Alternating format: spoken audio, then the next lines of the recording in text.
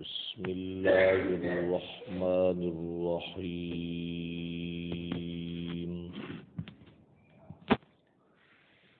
یوصیکم اللہ فی اولادکم للذکر مثل حظ الانثیین فَإِن كُنَّ نِسَاءً فَوْقَ اثْنَتَيْنِ فَلَهُنَّ ثُلُثَا مَا تَرَكَ وَإِن كَانَتْ وَاحِدَةً فَلَهَا النِّصْفُ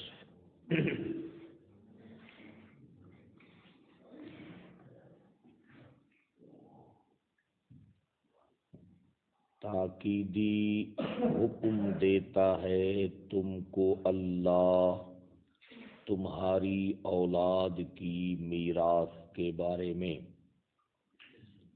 مذکر کے لیے 2 مؤنث کے برابر حصہ ہے، پس اگر ہوں عورتیں 2 یا 2 سے زیادہ تو ان کے لیے 2/3 حصہ ہے اس مال کا جس کو میت نے چھوڑا، اور اگر 1 مؤنث ہو پس اس کے لیے آدھا ہوگا۔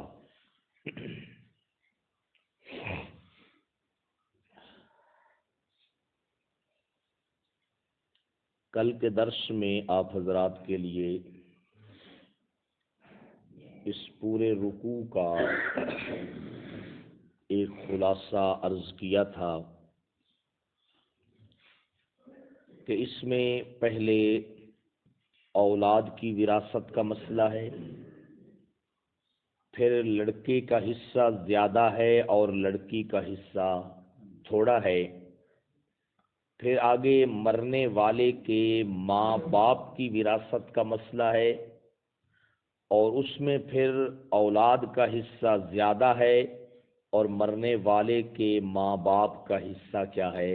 کم ہے۔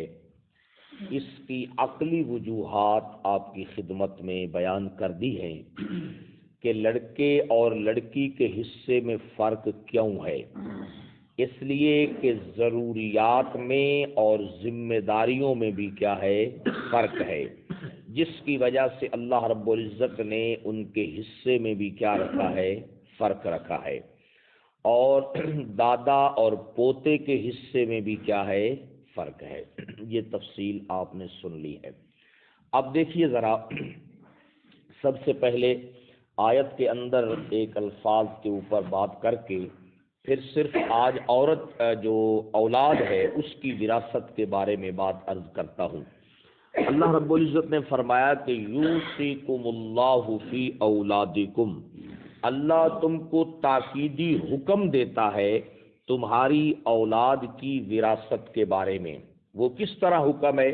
فرمایا کہ للذکر مثل حظ الانثیین، للذکر مثل حظ الانثیین۔ ترجمہ دیکھنا ذرا، اللہ فرماتے ہیں مذکر کے لیے 2 مؤنث کے حصے کے برابر کیا ہے؟ حصہ ہے۔ یہاں پر اس کا ایک انداز ذکر کرنے کا یوں بھی ہو سکتا تھا کہ للانثیین مثل حظ الذکر، کہ 2 مؤنث کے لیے حصہ ہے مثل 1 مذکر کے برابر کے، مگر اللہ رب العزت نے یہاں پر جو ہے نا انداز بدل کے ذکر کیا ہے۔ کیوں؟ اس لیے چونکہ اس معاشرے کے اندر جس کو وراثت سے محروم کر دیا جاتا تھا، اصل میں اس کے حصے کو اہمیت سے بیان کرنا مقصود تھا۔ اللہ رب العزت یوں بھی فرما سکتے تھے کہ 2 مؤنث کے لیے حصہ ہوگا 1 مذکر کے برابر، لیکن اللہ نے یوں نہیں فرمایا۔ اگر یوں فرماتے تو پھر اس میں اصل جو ذکر ہوتا وہ مذکر کا ہوتا اور مؤنث کا حصہ جو ہے اس کے تابع ہوتا۔ اللہ رب العزت نے یہاں پر اصل میں جو حصہ ذکر کیا ہے وہ عورتوں کا ذکر کیا ہے، اور فرمایا ان کے حصے کو ڈبل کر دو تو مذکر کا حصہ بن جائے گا۔ سمجھ آئیے بات؟ اگر اللہ رب العزت اس کا الٹ ذکر کرتے کہ جس کا ترجمہ یوں ہوتا کہ دو مؤنث کے لیے حصہ ہے ایک مذکر کے برابر، تو پھر اس میں اہمیت کس کے حصے کی ہوتی؟ مذکر کے حصے کی ہوتی، جس سے یہ ثابت ہوتا کہ اصل تو مذکر کا ہی حصہ ہے، مؤنث دو مل جائیں تو پھر ان کو ایک کے برابر ملے گا۔ لیکن اللہ رب العزت نے یہاں پر مذکر کا حصہ ذکر نہیں کیا، بلکہ فرمایا للذکر مثل حظ الانثیین، فرمایا مذکر کو کتنا ملے گا؟ فرمایا یہ دیکھ لو کہ عورتوں کو کتنا مل رہا ہے، جتنا دو عورتوں کو ملے گا اتنا ایک مذکر کو ملے گا۔ سمجھ آئی؟ اس میں اہمیت اصل میں بیان کی گئی ہے کس کے حصے کی؟ عورت کے حصے کی۔ سمجھ آئے گی؟ کیونکہ جس معاشرے کے لیے قرآن مجید کا نزول ہو رہا تھا اس معاشرے میں عورت کا وراثت میں کوئی حصہ نہیں تھا۔ سمجھ آئے گی جناب؟ آج بھی آپ یوں ہی دیکھ لیں 95% عورتوں کا کوئی حصہ وراثت میں ہے ہی نہیں۔ سمجھ آئے گی؟ ان کو وراثت میں حقدار سمجھا ہی نہیں جاتا۔ پیچھے مسئلہ میں نے عرض کر دیا ہے کہ جہاں پر عورت کے مہر کا مسئلہ تھا وہاں پر یہ بات آپ کو میں نے تفصیل سے عرض کی تھی کہ عام طور پر جو بہنیں ہوتی ہیں، بیٹیاں ہوتی ہیں، ان کی مجبوری ہوتی ہے کہ اصل میں ہمارے معاشرے کے اندر عورت جو ہے وہ بیچاری ہر وقت ڈرتی رہتی ہے۔ کیوں؟ اس کو پتہ ہوتا ہے کسی وقت بھی خامد کی طرف سے مجھے کوئی نہ کوئی مسئلہ بن سکتا ہے، پھر مجھے اپنے میکے کی طرف رجوع کرنا پڑے گا۔ اگر میں نے آج بھائیوں سے اپنا حصہ لے لیا، آج جناب والا میں نے حصہ لے لیا، تو کل اگر میرے خامد کی طرف سے میرے ساتھ زیادتی ہوئی تو پھر میں کس کے دروازے پر جاؤں گی؟ سمجھ آئے گی نا؟ یہ اصل میں ہمارے معاشرے کے اندر ایک ڈر اور یہ جو ایک ہمارے اخلاق کی کمی ہے یا ہمارے معاملات اور ہمارے برتاؤ کے اندر جو نقص ہے جناب والا، اس کی وجہ سے پھر عورت جو ہے وہ بیچاری چاہتے ہوئے بھی کہ ہمیں حصہ مل جائے تو اس کے باوجود بھی وہ بھائیوں سے حصہ لیتی نہیں ہے۔ پیچھے میں نے عرض کر دیا تھا جہاں پہ طیب نفس کا ذکر تھا کہ بعض اوقات کسی چیز پر آدمی کا دل خوش ہوتا ہے مگر آدمی کا ضمیر اس پر مطمئن نہیں ہوتا۔ میں نے مثال بھی دی تھی آپ بھائیوں کو کہ جس طرح کوئی آدمی اپنے کسی کام کے لیے رشوت دیتا ہے تو اس کا وہ کام ہو رہا ہوتا ہے تو بڑی خوشی خوشی افسر کو دیتا ہے مگر ضمیر اس کا بھی مطمئن نہیں ہوتا، وہ سمجھتا ہے کہ میں غلط کام کر رہا ہوں۔ تو طیب نفس جو ہے ضمیر کا اطمینان اس صورت میں ہوتا ہے کہ اگر جس کا جو حصہ بنتا ہے، بیٹی کا بنتا ہے، بہن کا بنتا ہے، وہ اس کے ہاتھ میں اس کو کیا ہے دے دیا جائے اور اسے کہا جائے کہ اس کو اپنے گھر میں لے جا، وہاں پہ اپنا دیکھ لے، اور پھر اس کے ساتھ اس بارے میں کبھی بھی کوئی بات نہ کی جائے کہ کوئی ساڈا بھی خیال رکھا ہے، کوئی حصہ چلو اسی تواڈے بھرا ہاں ہر ویلے تواڈے کم ممنے ہاں، کوئی حصہ بھی تو ساڈا بھی کڈے، اس قسم کی کوئی بات نہ کی جائے۔ وہ اپنے گھر میں جائے پھر وہاں سے اپنی جناب والا خوشی کے ساتھ واپس کر دے، اس کو کیا کہتے ہیں؟ طیب نفس کہتے ہیں۔ اور وہ میں نے آپ کو ایک بہت بڑے گھرانے کے حوالے سے مثال دی تھی کہ اگر اس طرح کر دیا جائے تو پھر واپسی جو ہے وہ کیا ہے؟ ناممکن ہے، وہ محال ہے جناب والا، کیونکہ جب وہ شادی شدہ ہوگی وہ اپنے بچوں کے پاس جائے گی، اپنے خاوند کے پاس جائے گی، اپنے گھر کو دیکھے گی، اس کی اپنے گھر کی ضروریات ہے، مسائل ہے، بیٹوں کے مسائل ہے، تو وہ کبھی بھی حصہ پھر واپس آنے والا نہیں ہے۔ سمجھا کہ جناب والا؟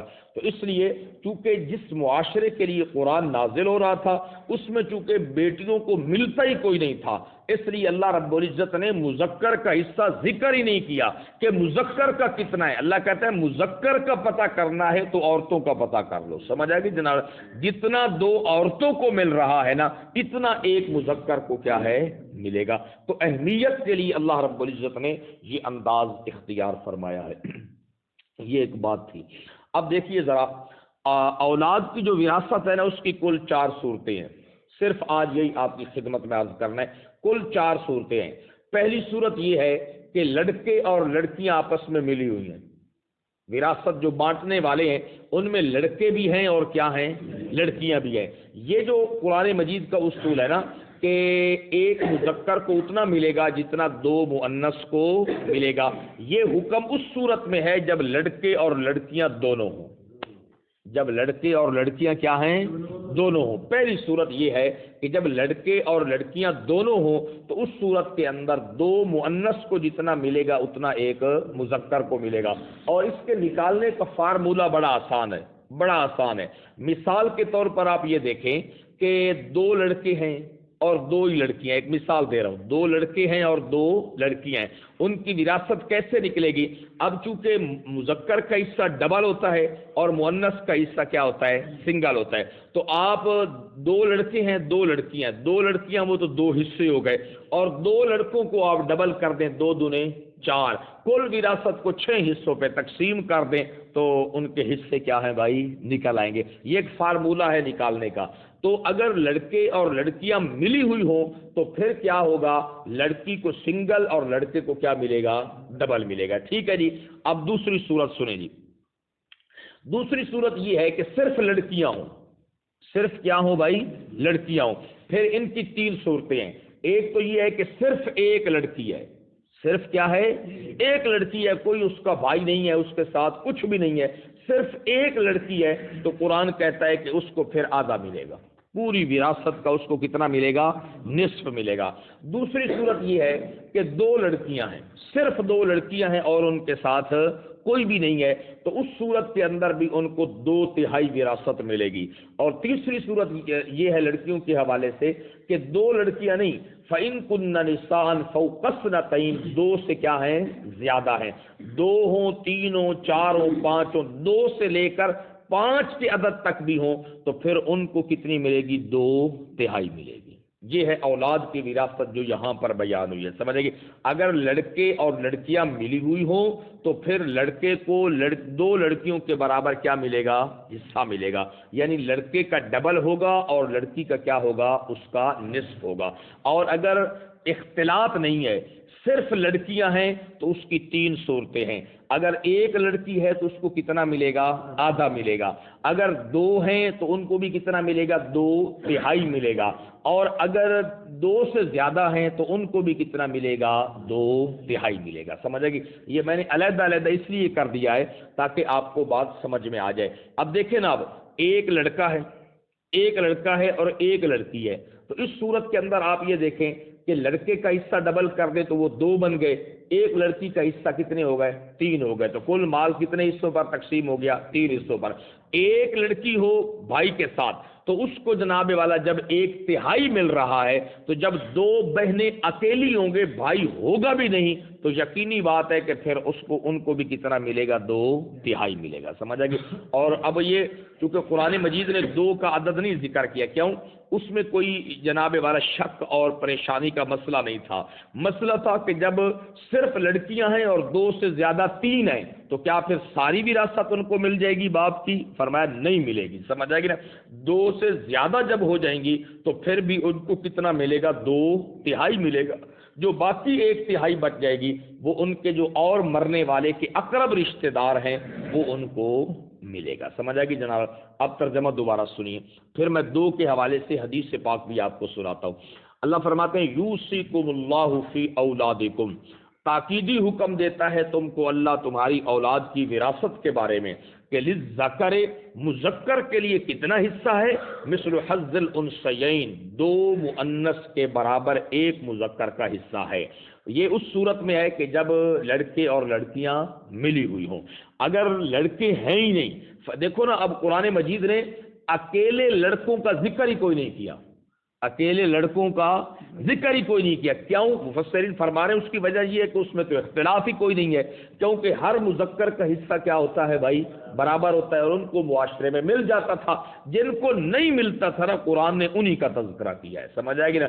حصے کے لیے بھی مؤنث کو اصل قرار دیا، پھر آگے صرف لڑکے ہوں ان کا کوئی ذکر نہیں کیا، صرف لڑکیاں ہوں ان کا ذکر کیا ہے۔ سمجھ آئے گی جناب؟ حالانکہ چاہیے تو یہ تھا کہ صرف لڑکوں کا بھی ذکر ہوتا، لیکن اللہ نے ان کا ذکر نہیں فرمایا۔ سمجھ آئے گی؟ اللہ نے اس صنف کا ذکر کیا ہے جس کو سرے سے وراثت سے کیا کر دیا جاتا تھا؟ محروم کر۔ ہمارے ہاں بھی ایک طریقہ ہے جناب والا کہ انہوں نے جناب والا وہ شادی دے موقع تے جڑا کچھ دیتا جاتا ہے نا وہ انہوں نے دس دیتا جاتا ہے میرا پتر تہاڈا حصہ گھر وچ کی ہائی ایو کچھ جائے بس جڑا کوئی تہاڈا بندا ہے وہ اساں تانوں کیے دے چھوڑیا ہے. سمجھ آئے گی نا. وہ پیچھے میں نے آپ کو مسئلہ سمجھا دیا ہے کہ ان کا وہی کچھ بنتا ہے یا کچھ اور بھی بنتا ہے. سمجھ آ گئی. باقی عیداں بقرعیداں تے بھی انشاءاللہ تیرے آل ایک پلیٹ چاولاں دی تے سیویاں دی تے 100-200 روپیہ بھی اسی کیے گلی رکھتا ہے. سمجھ وہ میں چونکہ آپ کے معاشرے کا ہی حصہ ہوں کوئی باہر سے تو میں نہیں آیا اس لیے مجھے چونکہ ان حالات سے واسطہ رہتا ہے لوگوں کی باتیں سنتے رہتے ہیں اور محروم طبقہ جو ہے ان کی باتیں سنتے رہتے ہیں. اور میں آپ کو ایک بات بتاؤں میں ایسے میرے ذہن میں آ گئی ہے خدا کی قسم آج بھی ایسی عورتیں موجود ہیں کہ بیٹیاں موجود ہیں لیکن باپ نے ساری وراثت پوتے کو دے دی اور بیٹیوں کو کیا کر دیا محروم کر دیا.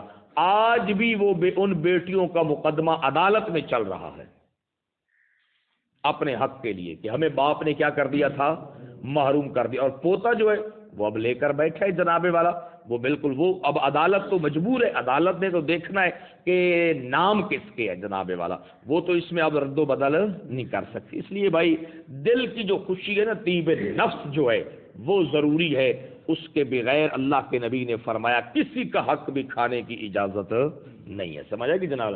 تو اس لیے چونکہ مرد سارے مردوں تو اس میں تو مسئلہ ہی کوئی نہیں ہے مسئلہ تو تھا اس معاشرے میں صرف عورت کے حوالے سے اس لیے اللہ نے عورتوں کا ذکر کیا ہے. فرمایا فَإِن كُنَّ نِسَاءً اگر ہوں عورتیں فوق اثنتین 2 یا 2 سے زیادہ تو ان کے لیے کیا ہوگا 2/3 ہوگا. وَإِن كَانَتْ وَاحِدَةً اور اگر ایک عورت ہو فَلَهَا النِّصْفُ پھر اس کے لیے کتنا ہوگا نصف ہوگا. یہ ایک حدیث پاک کے سلسلے میں 2 بچیوں کے حوالے سے سن لیں. خاص جو ہے حضرت سعد بن ربی رضی اللہ تعالی عنہ یہ غزوہ احد میں شہید ہو گئے تھے. ان کی صرف 2 بیٹیاں تھیں اور ان کا چچا آیا اور ساری وراثت کو اس نے کیا ہے اپنے ہاتھ میں لے لیا. ان کی بیوی آئی اللہ کے حبیب کے پاس ذرا دیکھیے بالکل اسی آیت کے حوالے سے یہ سنن ابی داؤد میں 2891 نمبر حدیث ہے. عن جابر بن عبداللہ حضرت جابر بن عبداللہ سے روایت ہے قال وہ کہتے ہیں خرجنا مع رسول اللہ صلی اللہ علیہ وسلم نکلے ہم رسول اللہ صلی اللہ علیہ وسلم کے ساتھ حتی جئنا امراتا من الانصار فی الاسواف حتیٰ کہ اسواف جگہ کے اوپر انصار کی عورتوں میں سے ایک عورت جو ہے اس کے پاس ہم چلے گئے. فجاءت المرأة بابنتین لها عورت جو ہے وہ اپنی 2 بیٹیاں لے کر آئی کہنے لگی یا رسول اللہ ہاتان بنتا سعد بن ربی یہ دونوں بیٹیاں ہیں کس کی سعد بن ربی کی قتل معک یوم احد جو احد کے دن آپ کے ساتھ شہید کر دیا گیا. سمجھے چونکہ میں نے شروع میں آپ کو بتا دیا کہ سورۃ النساء کا یہ جو حصہ ہے یتیموں کے بارے میں وراثت کے بارے میں یہ غزوہ احد کے بعد ہی نازل ہوا ہے کیونکہ حضرات صحابہ کرام کو سب سے پہلے 70 افراد جب شہید ہو گئے تو ان کے یتیموں کا کیا بن گیا مسئلہ پیدا ہو گیا پھر ان کی وراثت کا مسئلہ اس لیے اللہ رب العزت نے اس وقت اس کو نازل فرما دیا. تو آپ کے ساتھ شہید ہو گیا ہے. وَقَدْ اسْتَفَاءَ عَمُّهَا مَالَهُمَا وَمِيرَاثَهُمَا كُلَّهُ وَلَمْ يَدَعْ لَهُمَا مَالًا إِلَّا أَخَذَهُ.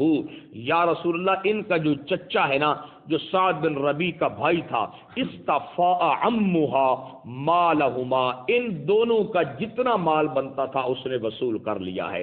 وَمِيرَاثَهُمَا كُلَّهُ اور اس کی ساری میراث اس نے وصول کر لی ہے. وَلَمْ يَدَعْ لَهُمَا اب ذرا توجہ کرنا صحابیات نے بڑی اللہ کے حبیب کے سامنے بڑی عجیب بات کی ہے. اگلے الفاظ جو ہے نا حدیث پاک کے بڑے عجیب ہیں اور معاشرے کے حوالے سے بہت اہمیت کے حامل ہیں. لم یدع لہما مالا یا رسول اللہ ان کے لیے کچھ بھی نہیں چھوڑا سارے کا سارا لے لیا ہے.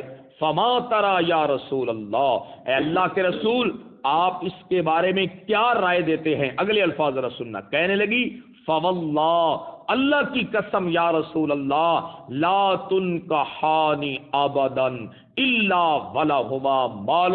یا رسول اللہ آپ کو تو پتا ہے بچیاں یتیم ہو چکی ہیں اور معاشرے میں یتیم اسی لڑکی کے ساتھ لوگ نکاح کرتے ہیں جس کے پاس مال ہو. جس کے پاس کیا ہو. یا رسول اللہ ان کے باپ کا سارا مال اور میراث جو ہے وہ تو چچا نے لے لیا ہے، میری بیٹیوں کے ساتھ نکاح بھی کسی نے نہیں کرنا. نہیں سمجھ آ رہی بات؟ یہ اس دور کی بات ہے جس دور میں اللہ کے نبی آئے اور یہ سارے مناظر پیش ہے، پیچھے نہیں گزر چکا. اللہ نے فرمایا کہ ان خفتم اللہ تقسطوا فی الیتامی، اگر تمہیں ڈر ہو کہ یتیم لڑکیوں کے ساتھ نکاح کر کے انصاف نہیں کر سکیں گے تو خبردار یتیم لڑکیوں کے ساتھ نکاح مت کرنا. پھر ان لڑکیوں کے ساتھ نکاح کرنا جی تو ڈنڈیا نال کی کرے، سمجھ آئے گی جناب والا. پھر ان عورتوں کے ساتھ نکاح کرنا، یتیموں کے ساتھ مت نکاح کرنا، سمجھ آئے گی. تو یتیم لڑکی کی جو ہے نا بیچاری، اس معاشرے میں عورت اور پھر یتیم، اللہ اکبر، بہت اس کے لیے تو پریشانی تھی. تو وہ صحابیہ جو ہے حضور کے سامنے صحیح بات بتائے، یا رسول اللہ سارا مال تو ان کا چچا لے کے چلا گیا ہے، میری بیٹیوں کے ساتھ کون نکاح کرے گا؟ میری بیٹیاں تو ایسے ہی رہ جائیں گی، سمجھ آئے گی جناب والا. تو اس معاشرے میں اسی یتیم لڑکی کے ساتھ لوگ نکاح کرتے تھے جس کے پاس وراثت کا کیا ہوتا تھا؟ مال ہوتا تھا. یا رسول اللہ اس کا تو اس لیے اللہ نے فرمایا تو کہ تم انصاف نہیں نہ کر سکتے تو مال پہ قبضہ کرنے کی خاطر یتیم لڑکیوں کے ساتھ نکاح نہ کر. یہ ہے اسلام جی. جتنے حقوق عورت کے حوالے سے، ان کی عزت ناموس ہر حوالے سے اسلام نے دیے ہیں، کون اس کی لیے آواز اٹھا سکتا ہے؟ اللہ اکبر. یا رسول اللہ فواللہ، اللہ کی قسم، لا تنکحان ابدا، کبھی بھی ان کے ساتھ نکاح نہیں کیا جائے گا، الا ولہما مال، مگر اس صورت میں جب ان دونوں کے پاس وراثت کا کچھ کیا ہو، مال ہو. تو پھر لوگ کہیں گے چلو ہم رشتہ بھی لے لیتے ہیں. فقال رسول اللہ، اللہ کے رسول صلی اللہ علیہ وسلم نے فرمایا کہ گھبرانے کی ضرورت نہیں، یقضی اللہ فی ذالک، اللہ نے اب اس بارے میں فیصلہ کر دیا ہے. اللہ نے اس بارے میں فیصلہ کر دیا ہے. وہ کس طرح کر دیا ہے؟ فرمایا کہ نزلت سورۃ النساء، سورۃ النساء نازل ہو چکی ہے جس میں اللہ نے فرمایا یوصیکم اللہ فی اولادکم.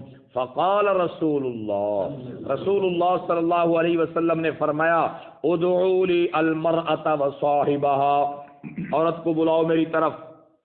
آپ نے بلایا، فرمایا بلاؤ میرے لیے عورت کو، وصاحبها، اور اس کے صاحب کو. فقال لعمها عمہما، بچیوں کے چچا سے کہا، بچیوں کے کیا ہے؟ چچا سے کہا.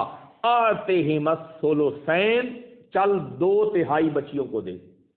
2/3، دو ہوں اکیلی، ان کا کوئی بھائی نہیں تھا نا، تو 2 تھی، تو اللہ کے نبی نے فرمایا کہ 2/3 ان کو کیا کر دے؟ دے دے. آگے سنو، وَآتِ أُمَّهُمَا الثُّمَنَ، اور ان کی ماں کو 8واں حصہ دے، اور ان کی ماں کو کیا ہے؟ 8واں حصہ دے. وَمَا بَقِيَ فَلَكَ، جو باقی ہے وہ تیرے لیے ہے، جو باقی ہے وہ کیا ہے؟ تیرے لیے. اپنا حصہ لے لے، لیکن یہ نہیں ہے کہ اب ہمارے ہوتے ہوئے تم جو ہے ساری کی ساری یتیموں کے مال پہ کیا کر جاؤ بھائی؟ قبضہ کر جاؤ. سمجھ آئے گی جناب والا؟ تو یہ ایک واقعہ بھی سمجھ میں آ گیا. اور معاشرے میں یتیم لڑکیوں کے ساتھ جو لوگوں کا رویہ ہوتا تھا اس دور میں قبل الاسلام اور اسلام کے آنے کے بعد بھی، جب تک وراثت کے مسائل نہیں آئے تھے، تو اس کا بھی ایک نقشہ اب آپ کے سامنے کیا ہے بھائی؟ آ گیا. سمجھے گی؟ آج بھی بالکل، آج حالات اس سے بھی زیادہ خراب ہو رہے ہیں یا بہتری آ رہی ہے؟ بہت زیادہ خراب. یتیم بچے بچیاں جو ہے ان کو جناب والا لوگ نہیں پسند کرتے، سمجھے گی جناب والا؟ ان کے جو بیچارے ورثاء ہوتے ہیں بس وہی جانتے ہیں بیچارے کہ کس طرح وہ ان کا انتظام کرتے ہیں، کتنا وہ ان کے لیے فکر مند رہتے ہیں. یہ اللہ اور ان کا معاملہ ہے. اگر وہ اللہ کے لیے کر رہے ہیں، نامعلوم اللہ ان کو کتنا اجر و ثواب دینے والے ہیں، میرا اللہ ہی جانتا ہے. سمجھے گی جناب والا؟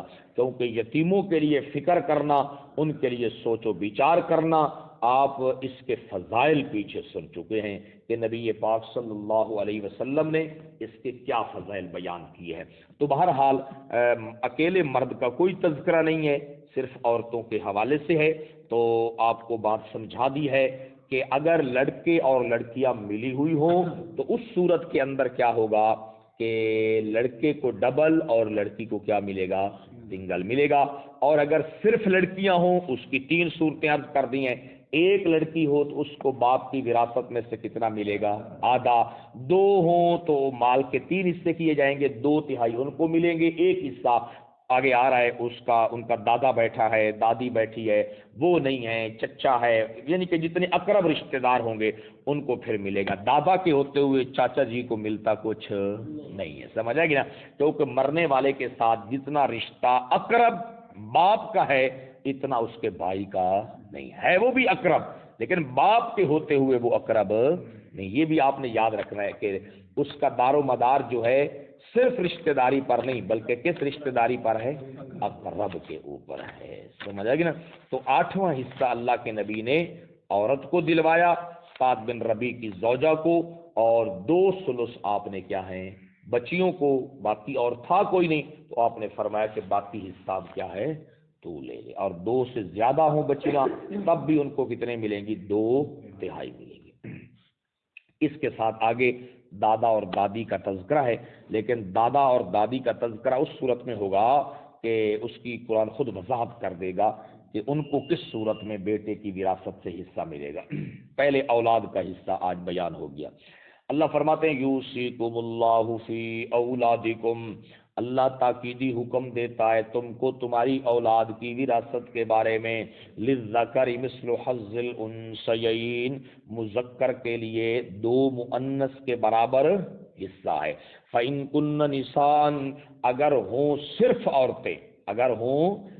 عورتیں اور ہوں بھی فوق اثنتین، 2 یا 2 سے زیادہ، فلہن، پھر ان کے لیے 2 ثلث ہوں گے، ما اس مال میں سے ترکا جس کو ان کے باپ نے چھوڑا ہے، وَإِن كَانَتْ وَاحِدَةً، اور اگر ایک ہے، اور اگر کیا ہے؟ ایک ہے، فلہا النصف، پھر ان کے لیے کیا ہوگا؟ آدھا۔ اللہم انت السلام و منک السلام۔